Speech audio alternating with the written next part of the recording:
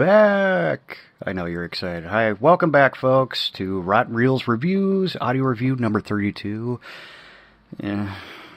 Yeah, okay. It's Zombie 90.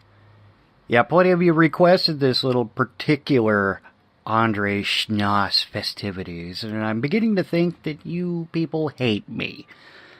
For the life of me, I cannot fathom why anyone wanted this viewed or needs me to crack wise at this. I mean, all you gotta do is listen to the audio track in English. It's kinda like comedy. Yeah, okay, we put this on long enough.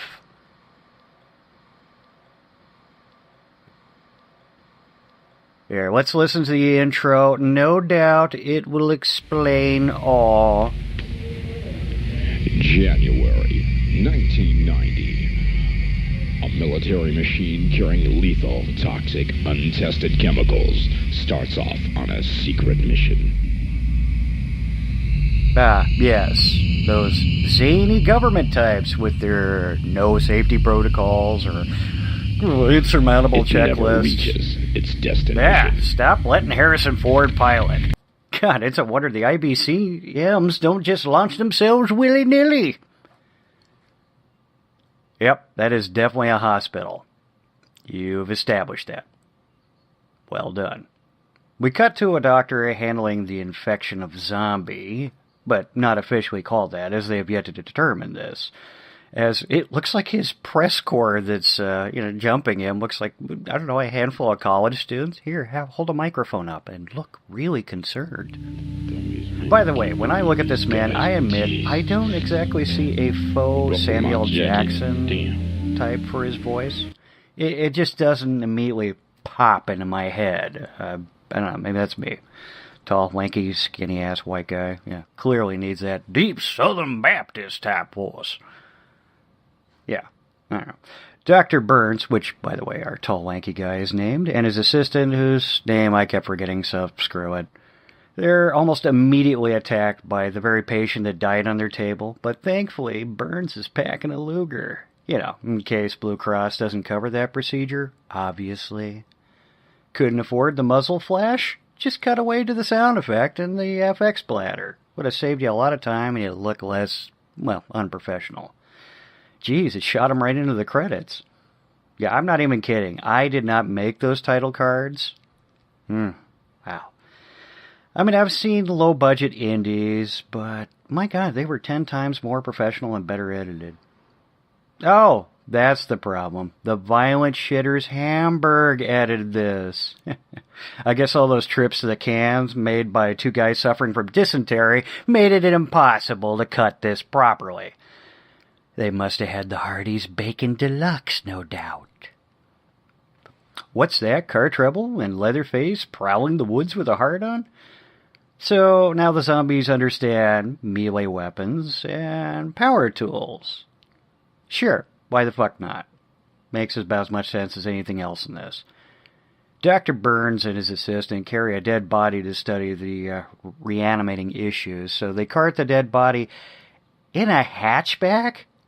Seriously, didn't anyone know one EMT? Hey, can we borrow the ambulance for about 5 minutes of footage?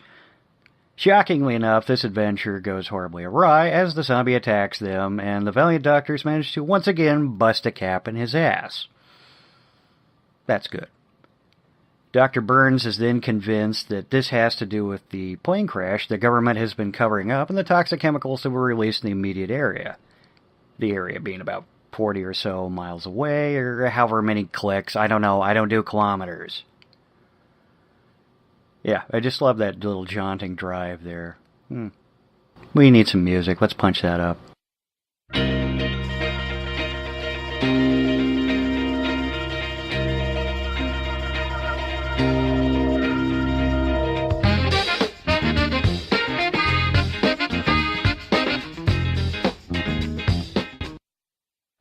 Excellent. You know, I had no idea that house painting jumpers and gas masks equate hazmat suit. Huh, they should be well protected. If they survive the carbonite freezing. Both check out the site and start poking at things randomly, and the dialogue is astounding. Here, give a listen.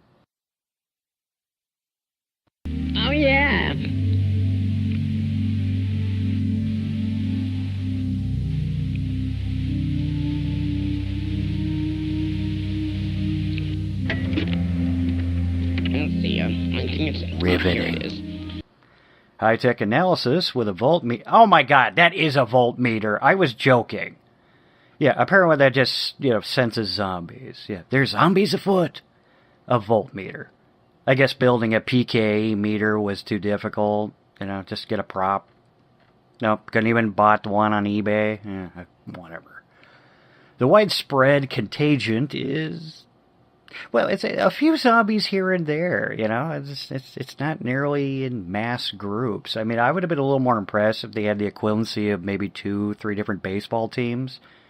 But, yeah, not even that. Oh, Dr. Burns still packing his rod, so everything's good. Yeah. Well, that's some impromptu meatball surgery with a machete.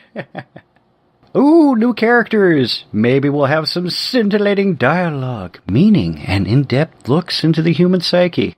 Of course not. We're in a Schnaas film. They ain't got time for that shit. Besides, this guy had to quote-unquote take a dump. Yeah, his own words. Folks, if you learn anything about these Schnaas films, you never go outside to alleviate yourself one way or the other. You don't take a piss, no self-proclaimed dump, or you will die. By penetrating demon worm? Well, that one's different. Dr. Burns starts taking out these undead mothers left and right, and, well, I got news for you, Spanky. You ain't Ash from Evil Dead. You sure as fuck ain't Reggie from Phantasm. Hell, you ain't even Captain Rhodes from Day of the Dead. You nothing. So Burns stumbles and bumbles down a hill, and I presume is knocked unconscious as we're treating some really horribly low-res dream sequence. I mean, what do you say about this film? The audio itself is painful.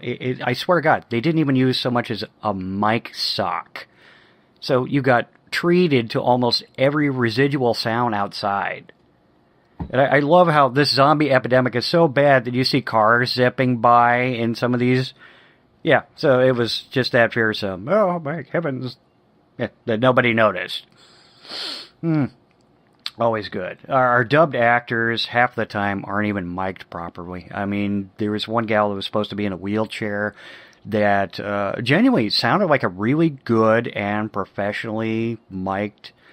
Well, quite possibly she was just in a sound booth. Meanwhile, the guy that's pushing her in said wheelchair sounds like he's, I don't know, like half a block away. Or it's a lot like this.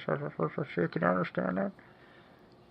Yeah, so between that, the lack of extras, I mean, how hard was that to pitch? Hey, we put some makeup on you and you moan and groan and pretend like you're eating organs? This should have been a pretty easy sale. I mean, there are a lot of zombie fans out. Maybe just not in Germany. I don't know.